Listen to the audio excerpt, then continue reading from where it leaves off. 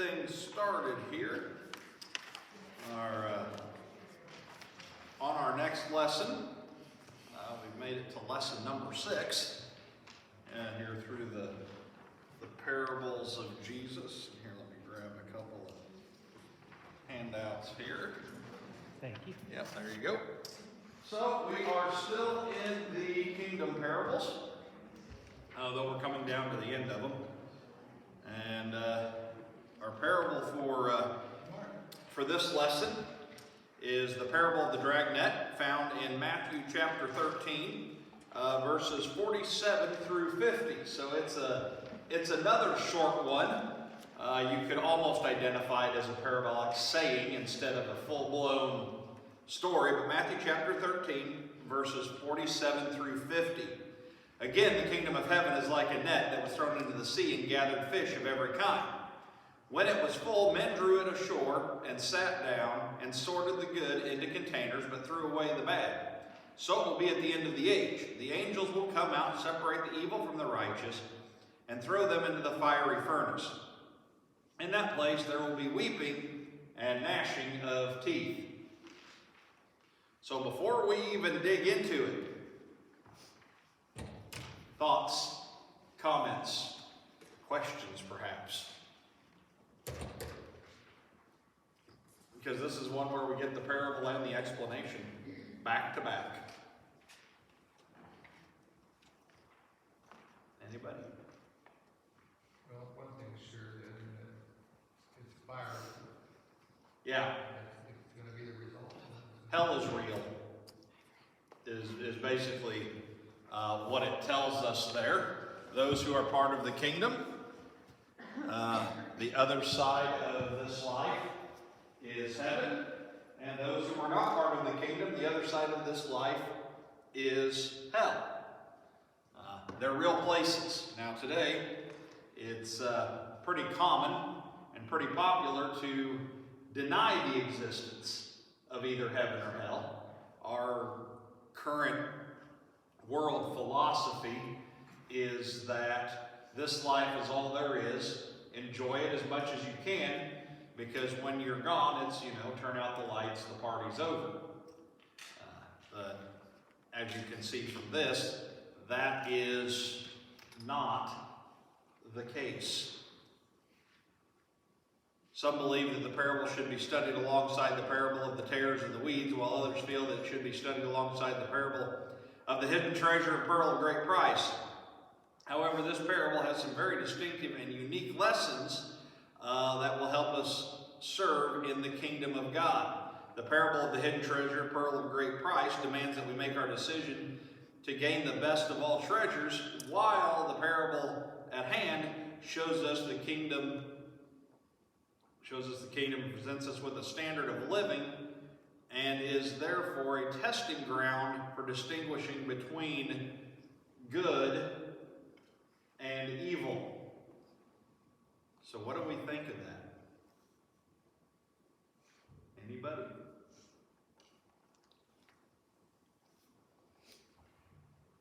I mean, it's pretty clear that, these are the good ones and these are the bad ones. But the tares, the wheat and the tares is the kind of same thing, gathering. Mm-hmm. So, Yeah. You're going to have both in the same place. This parable, as true with all parables studied up to this point, was delivered in Galilee. This one appears to have been given to the disciples privately, whereas the parable of the sower and the tares and the hidden treasure, pearl of great price, were given to a large crowd that had gathered on the seashore to hear Jesus. So this is one of those. I don't know if I would almost call it a reinforcement parable. That the disciples have been there to hear Jesus teach. They've seen what Jesus has said. But then they go off by themselves, and it's almost as if Jesus is going, let's go a little deeper on this one. And so he lays this out, going beyond. There's going to be a separation between the righteous and the unrighteous, and putting out there that, hey guys, there's also a standard of living that you're supposed to maintain if you are going to be part of the kingdom. I always find it interesting that it says there in the end of it, the angels will come out and separate the evil from the righteous and throw them into the fiery furnace. So we have a lot of symbolic language going on here. It is the reality of hell. Now, we tend to get caught up on our thoughts of hell. We have some weird thoughts about hell, just in the same way we have some weird thoughts about heaven. I would submit to you that in the church today we get more of our understanding from hell from Greek philosophy and Dante's Inferno than we do actually from the Bible. Because in reality, the Bible actually says very little about hell. Oh yeah, Jesus talks about it. Yes, it's mentioned in Scripture, but not to the point that we take it to. If someone were to ask you to describe if someone was to ask you to describe the devil, how would you describe the devil?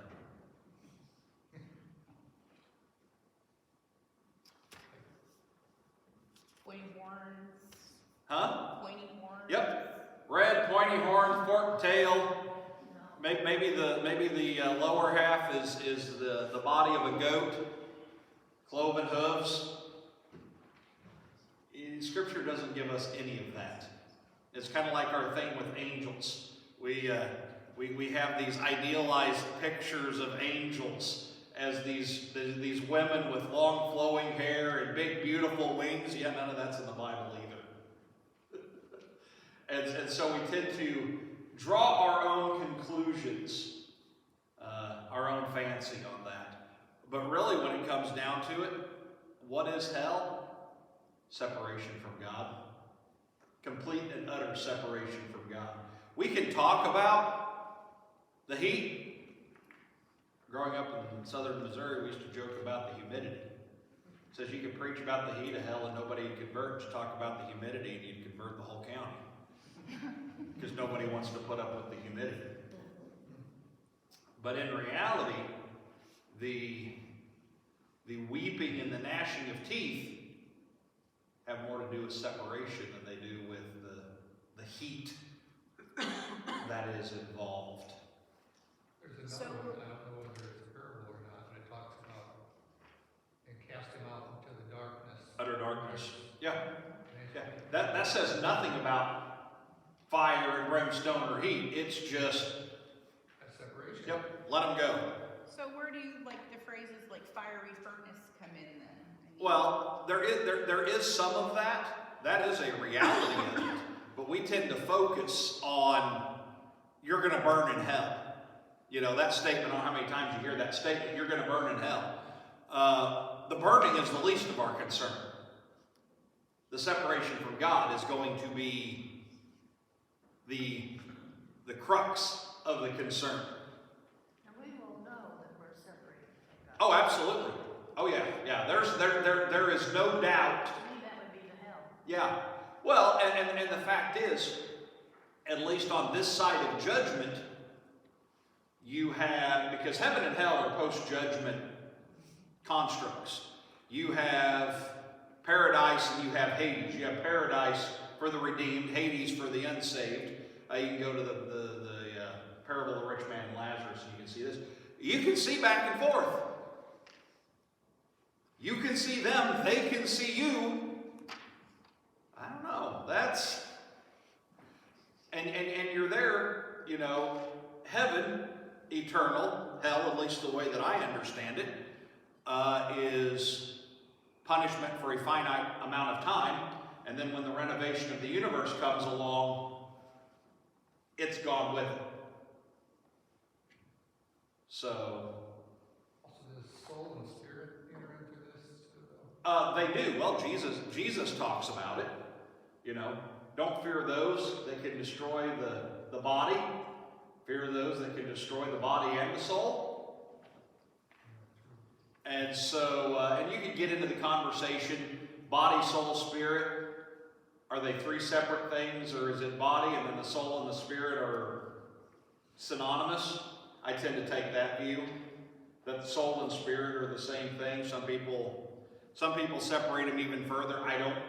I can't see that. But good questions. Anybody else?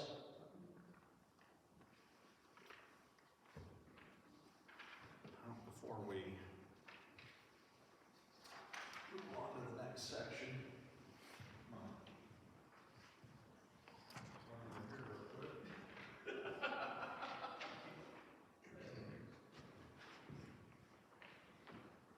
All right. So getting back to it. Today when we think of fishing, we consider it to be a hobby. I like to fish. No, and I like to go fishing. In fact, the argument always is you wish school would start because it impedes on your fishing. But you got to do what you got to do. In the first century, fishing wasn't a hobby, it was a livelihood. It was a necessary trade in a world where proteins for one's diet were a scarce commodity. This parable hits close to home for the apostles, many of them who were professional fishermen, having an intimate knowledge of what Jesus spoke of. So at least at the bare minimum, Peter, Andrew, James, and John could very well picture what Jesus is talking about in this, because they're fishermen. It's their life, day in, day out, and as I mentioned there, you don't have a lot of protein in your diet. If you are a commoner, the one exception to this is fish, and so they ate a lot of fish, and not the way we think of it. You're not getting battered fish with French fries and hush puppies. You're getting fish that most of the time is actually dried. You catch the fish, you clean the fish, you hang it out, and you dry it. And then you reconstitute it with water, because of course you don't have refrigeration. So it's a kind of a dirty, smelly, not appetizing concept. But that was the world in which they lived. And so the dragnet would have been a familiar item around the Sea of Galilee. As fishermen went out each day to gather their catch, their boats would be loaded with these nets. The net did not discriminate as to what type of fish would be caught. If it was a fish, it would be caught. The Greek word for dragnet was sagane, denoting a long net with weights along the bottom that would drag the bottom of the water. So you throw your net out. They still use them today. You go over to Israel today, you visit the Sea of Galilee, you go out on one of the fishing boats, which they're always keen to take tourists out on, make a little extra money. And it's a net, and it is weighted around the end. And if you ever see one throw one, it's insane how it works.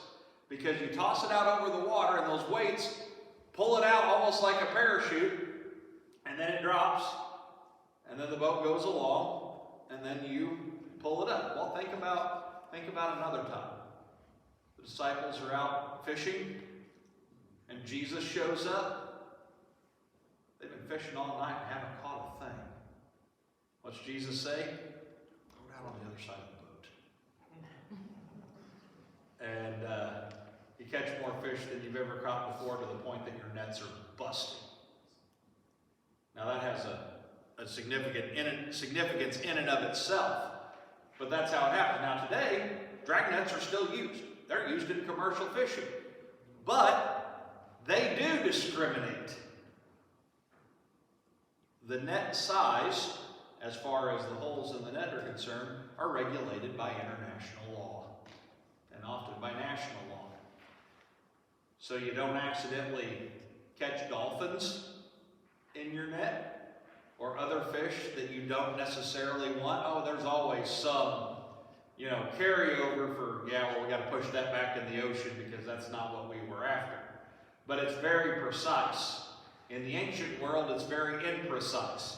You throw the net in the water, and what you pull out is what you pull out. You've got to go through, and yep, we can keep that, or no, can't keep that, and that gets thrown back into the water. So, the separation is going to happen. Before we get into the next thing, anybody else? Thoughts, comments, questions?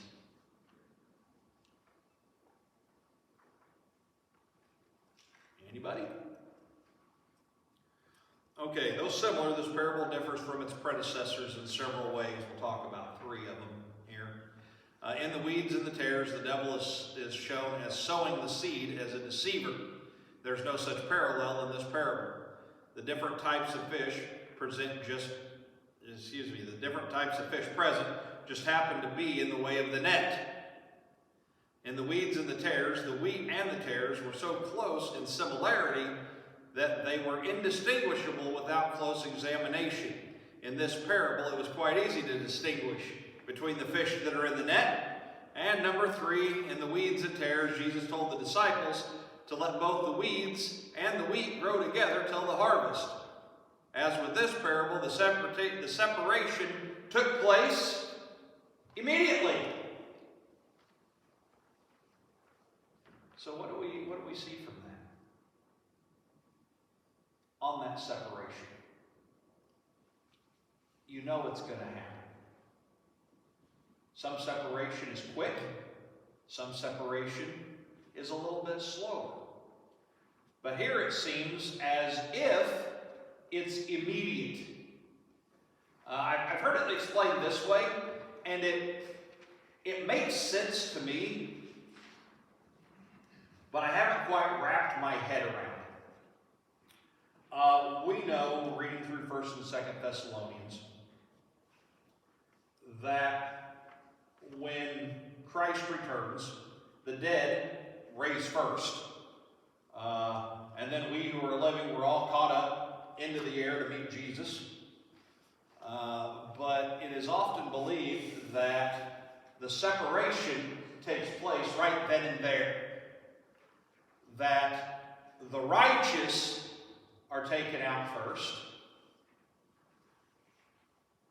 and then the unrighteous are taken out second. And when it talks about standing before God in judgment, that the judgment of the unbelievers is not something that we as believers will see. That when that separation takes place, it's right then and there. No chance for change, no purgatory, no nothing. When Jesus comes back, it's the righteous go, then the unrighteous go, never to cross paths again. Now, if that's the case, that may well be. But that's one of those where me as the preacher looks at the texts and go, that's plausible, but I don't know. Because there's also part of me that thinks, well, when you look at it, you look at the judgment, and everybody's given an account for what they've done, it seems like everybody's going to be there. But I don't know for sure. But it's an interesting concept to consider. Thoughts? Comments? Questions? Quite lunch this morning.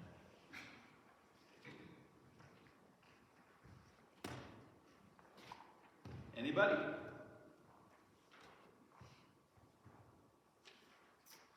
All right, well, having no questions, I guess I could ask Ed and Lori if they have any questions, but it would take a while for it to get here. All right, well, when we dig into purpose and application on this, in some senses, this parable can be identified as eschatological in nature. That is, end times, dealing with what's going to happen at the end, resurrection of the dead, so on and so forth. For the separation of the fish is reminiscent of the separation of the sheep and the goats, the righteous and the unrighteous. Talked about in Matthew 25, specifically verse 32.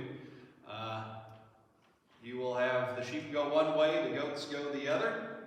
And I think it's also important to point out within this is the fact that not everybody that says, Lord, Lord, will enter into the kingdom of heaven. Just because we profess it with our mouth doesn't mean that we're in. It takes more than that. And in fact, I don't want to steal too much from my sermon this morning, but we get into that in Galatians 5 in our text for this morning, dealing with what makes somebody a Christian. Is it simple allegiance? That is, just saying it with your mouth? Or is it true allegiance where it's what you say accompanied by what you do? But perhaps in another sense, Jesus is saying that we can also make some decision in this life concerning the association that we have with those who are evil. There are three major concepts involved in the overall purpose of this parable. Before we get into it, I want to look at this. Our association with those who are evil. Doesn't that play a big role in the world that we live in? Well, we're supposed to be associated with the non-believers. We are. Christ himself put that example out there. Yeah. We are to be an influence, And not not be influenced. I love the old statement by C.S. Lewis, if you want to change the world, you're in the smoking section. And we have to put ourselves out and hang out with people that we wouldn't necessarily. I mean, all of us should have friends that aren't Christians. End of story. You should always be looking for a way to help that non-Christian friend become a Christian, but you should have friends that are not Christians. In fact, I remember back when I was in college, I spent a lot of time with a guy there in town, and he actually had some connections to the school, but to say he struggled would be a grand understatement. And I remember one time a student there on campus asked me, "Why do you hang out with him?" And I was kind of taken aback by the question. Why do you hang out with him? But luckily for me, the Holy Spirit was present in that conversation, because without even a second thought, I looked at him and said, "Why aren't you?" And needless to say, that ended the stupidity of that conversation, because it was, it's like, yeah, he had trouble. Yeah, he had big issues, especially faith issues. But it doesn't stop you from spending time with that person. Or at least it shouldn't.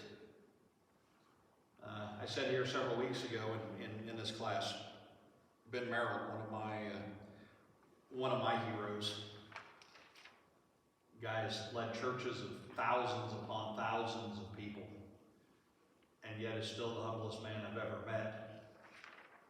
And he made the comment that I'm willing to accept things that I do not like in order to reach people.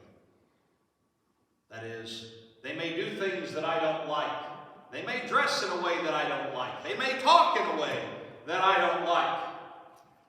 They may not be like me, but I will embrace that in order to point them to Jesus. I think that's even more applicable today than maybe it was 20 or 25 years ago. Because our culture is stuck on being unique. And so we do anything and everything to ourselves in order to be unique. Although I did tell a friend of mine once who was talking about wanting to be unique, I said, just remember, just because you're unique doesn't mean you're useful.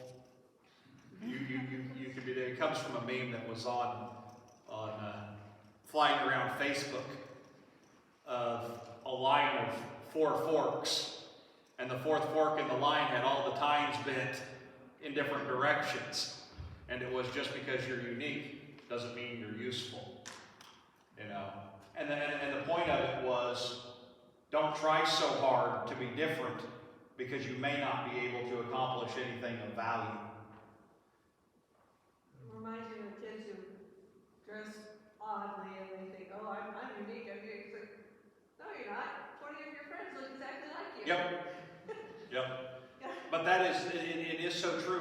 society. And you can literally walk into a school and seeing everybody in a large group, you can tell which people hang out with other people, which people hang out with which people.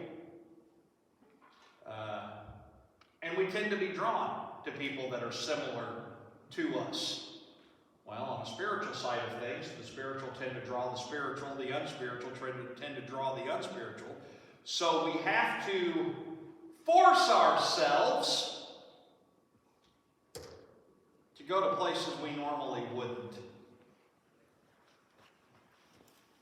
There's a saying that too often we desire to sit at tables that Jesus would have flipped. Well, there's the other side to that I think we miss. Oftentimes, we flip tables that Jesus would have sat at. Just think about it. How many times have you avoided somebody because they were different than you were? Maybe even condemned somebody because they were different than you were. I have a couple of friends on Facebook that are what I would describe as hyper-legalistic. And this friend put up a statement about tattoos, torn jeans, wild hair color, and the list just kind of went on. Piercings, stuff like that, tattoos, you name it. Talking about how unchristian it was. How they needed to leave that stuff behind and become a Christian. And I just simply asked him a question. I said, are those scriptural issues or are those cultural constructs?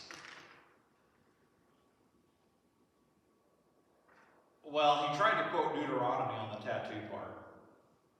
That doesn't go very far because one, it's Old Covenant, and two, it deals with religious issues and not people just running out and getting inked. I said, yeah, that don't fly. I said, you want me to take your perspective? And we're good friends. I said, you want me to take your perspective? I want a Bible verse connected to each one of those in proper context. That was the end of that conversation. Because he couldn't do it. And my thought is how many people do we, as Christians, push away because they're different than we are? Stories was told actually by one of my preaching professors. Whether he had first-hand experience of this event or not, I'm not sure. I'm guessing he did. Sunday morning rolls around, church is packed. This is a very conservative church. Back in the day where all the ladies wore dresses, all the men wore suits, you put on your Sunday best. Well, church is full, and as the service is getting ready to start, in walks this group of, let me see, how did the Song Conway put it? Long-haired friends of Jesus. They were hippies. Long hair, ratty clothes, barefoot. Finding no place to sit, they walked themselves down front and sat out on the floor to take part in the service. Well, apparently this happened for a couple of weeks. And when it was seen that they had come back yet again, the elders and deacons had a little powwow out in the foyer. What are we going to do with these guys? They're not like us. They're distracting from our service. Well, old elder, most respected man in the congregation, was simply, let me take care of it. I think the rest of them thought they were going to kick him out. But what does this old elder do? He walks into the sanctuary, he takes off his jacket, he takes off his tie, and he takes off his shoes, and he walks up and he sits with them. Would we do the same? We don't like to get out of our comfort don't like to be pushed out of it. But we have to be. We have to embrace people that are different than us. But at the same time, we need to be the influence. If we're in a situation and all of a sudden we notice we're the ones being influenced, then we need to reassess some boundaries there. Because I think a lot of times in the church, we have hang-ups on things that are cultural and not biblical. And we have to be careful with that. Anybody? Well, it sounds like there's so many other issues that come our way. Yeah. Matthew 25 talks about, and those seem to be part of the situation that was mainly what Jesus had in mind, which is who's going to heaven and who's going to hell. That was what they did with the least of these. Yeah.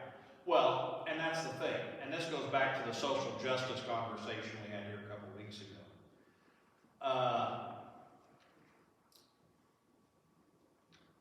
We have to be very careful about how we interact with people. Because if we interact with them inappropriately, going to the least of these, we mustn't kid ourselves to think we're going to be held unaccountable for it. Accountability to God is accountability for the things that we do that are wrong, but it's also accountability for the things that we didn't do that were right. You know, now I'm not saying that you should throw all caution to the wind, but in some cases you should. You know, people talk about helping people. It's like, well, what if they're just taking advantage of it? Yeah, so what if they are? It's not our place to worry about that. Now, do we have to take some precautions?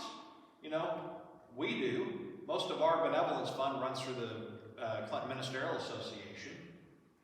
Of course, we take care of our in-church stuff in church, but runs through the Ministerial Association, which runs through the Neighborhood Care Center.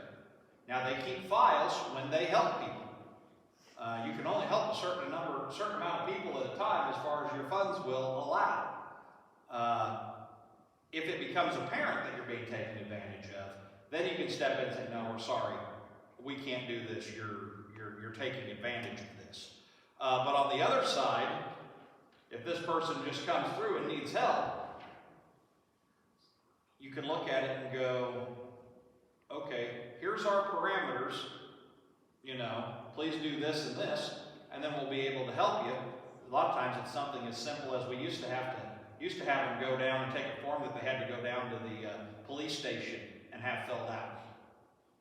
Well, that cut out about 90% of your people that were just trying to game the system. But at the same time, you may not always have the opportunity to do that. Somebody comes through, it's 11:30 at night, especially if you've got kids involved. Here's how we're going to help you. Now, you may find out later that they took advantage of you. That is beside the point. Because I also take to heart the concept of be careful who you interact with, because you may be entertaining angels. And there have been a few situations where I've had interactions where after it was over, you're kind of sitting there going, I wonder. You know, just the way the situation goes is, was that an angel? Possibly so. I think of the story of Judas. You know, you could have used that with the oil that Mary poured on Jesus. You could have used that and fed this many people and things like that. And I have a hard time with that sometimes. Like, you know, that's a lot of money to have those tattoos all over you. You could have used that money. You know, that's where I'm thinking goes. Well, and you're not wrong. Yeah. You know, you're not wrong in that, because that is the reality of it, but at the same time, that's not our concern. And it's hard. It's kind of like here a few years ago, I did the series on the parable of the Good Samaritan. It's not our job to ask how the brother wound up in the ditch. It's our job to get him out of it. And on that one specifically that you brought up there about Judas's argument, one, if you read the text, and maybe this is just me, but I think it's there in the context, Jesus is irritated with Judas. Because I almost read that as Jesus cutting him off at the knees. Because, well, one, he knows Judas is a thief. And it's you have no room to talk because you're dipping into the till, brother. And two, it's not his place to judge how somebody worships him. And so, yeah, we can sit back. I mean, I'll tell you this. During the Super Bowl last year, one of the most commented on commercials was a commercial about Jesus.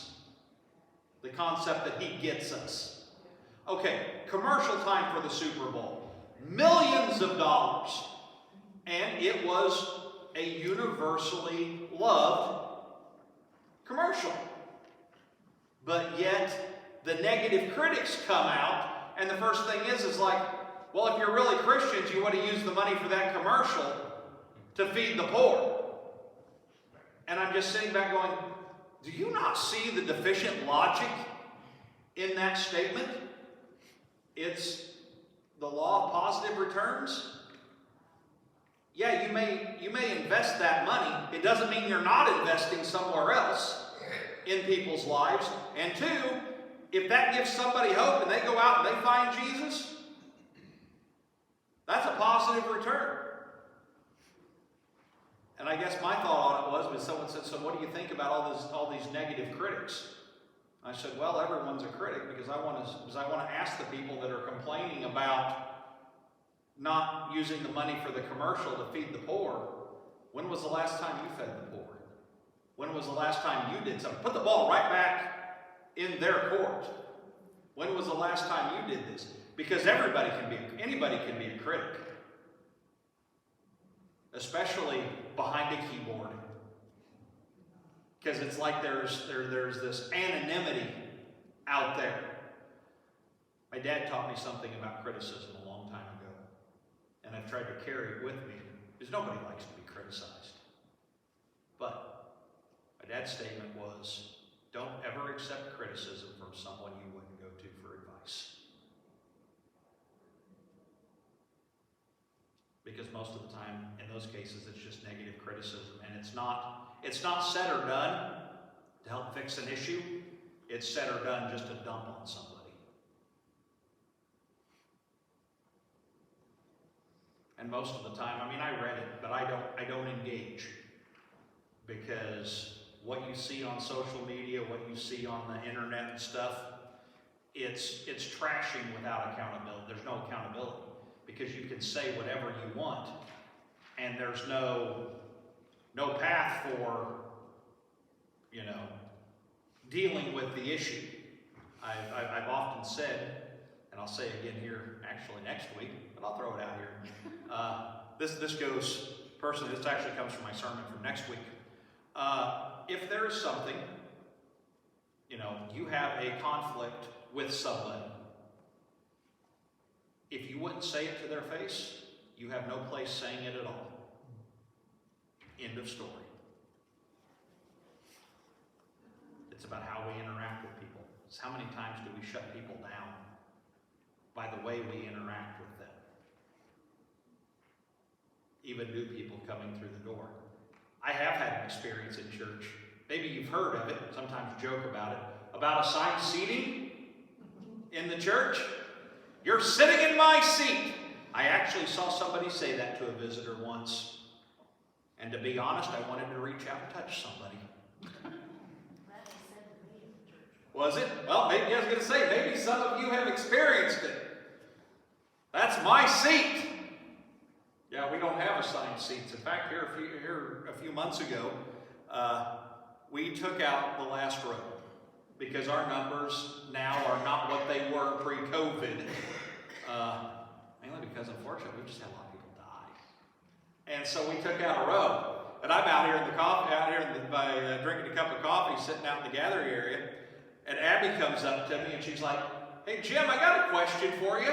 Like, what's that? Did y'all take out a row of chairs? Yeah? Good, I'm not losing my mind. Because they came in and they couldn't find their seat. Like, we don't have assigned seats anyway. But you just have to be careful with how you interact. Somebody that comes in, how do we engage with them? How do we engage with visitors? Sometimes visitors walk in the front door and walk out the back.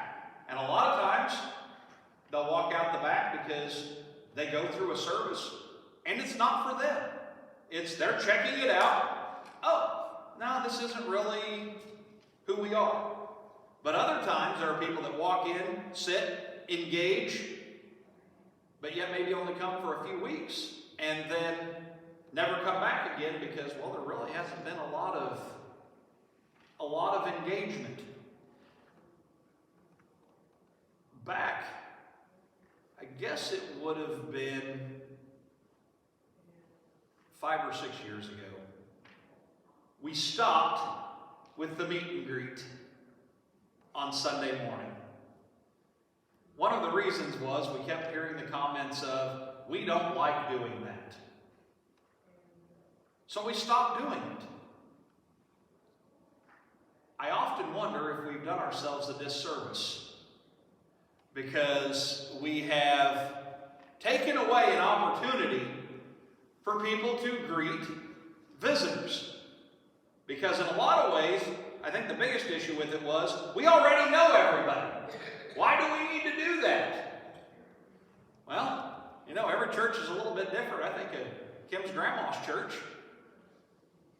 where Scripture talks about the right hand of Christian fellowship, they take that seriously.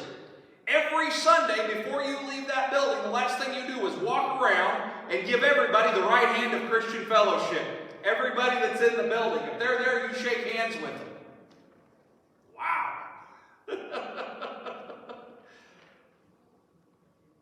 So how do we interact? Thoughts? Comments? Questions? I have a, Okay. this is a predicament that I've wrestled with for a few years now. It's when you, especially when you go into Decatur or Bloomington or one of the larger towns, and you go to a Walmart or something, or you're out by the interstate at an interchange, and you see the people with the signs up. Yep. And asking for money. And when I started to wonder about it, started to have a little bit of issue, was a couple of times when we saw these people, we saw a person drive up, somebody would get out of the car, they'd pick up the one that was there, they'd get in the car, and then somebody new would come out. Oh, yeah. Like they'd been planted there. Yeah. And then you wonder, are those people being taken advantage of and being used? Could be. And so Yeah. then that made it, the whole thing kind of, Yeah, it gives you pause. yeah. You know, one, yeah, are they taking advantage of it? Two, I think a lot of times, the way that I do it with people standing on the side of the road, when I see them, it is literally me asking the question, God, do I need to help this person? Give me the guidance I need right here. In times past, I don't have it right now, but I used to carry a gallon Ziploc bag in my car. And in that bag was $5, socks, granola bars, and a few other staples. Toothbrush, tube of toothpaste, you know. See how they react to it. If you hand the bag out and they don't want it, you can pretty well tell right there. Or we've had people show up at church. A lot of times, people will show up 5 minutes before the service starts. And our rule on it was, in any church I've been in, is we don't have time to work with you right now. Come on in, join us for the service. We will help you as soon as church is over. Well, you'll see whether they stick around. We've had that happen here a few times since I've been here. If they stick around, none of them have. You know, we had a guy come in and one of the elders of the church went down and got him some food, brought him back the food, and his response was, I really wasn't looking for food. No, he was looking for money. Well, if you're if you're out and you're down on your luck, you're not going to turn down food. So you can tell. And also we have a close enough network that when somebody starts making the rounds of all the churches, you know, sometimes somebody will come in, make the phone call. Hey, has this person been here before? Have they been to you? And a lot of times you'll see it. But at the end of the day, I know I have given money to people that, if you want to look at it, quote unquote, didn't deserve it. Didn't need it. But also at the end of the day, I'd rather do it and be wrong than not do it and be wrong. So, but yeah, it's a challenge. And in fact, those gallon Ziploc bags, that was something we came up with when I was in college. And a lot of us students, because we would go down, University of Missouri in Columbia was 30 miles south of us. And so big college town, interstate run through it. And that's where we went and we did anything, because there wasn't a whole lot to do in Moberly. And so inevitably you would see somebody there on the exit at the interstate. And I would say probably 25-30% of the people we handed the bag to took it and said thank you for it. So, all right, well, I guess we'll go ahead and stop there. We'll let everybody in.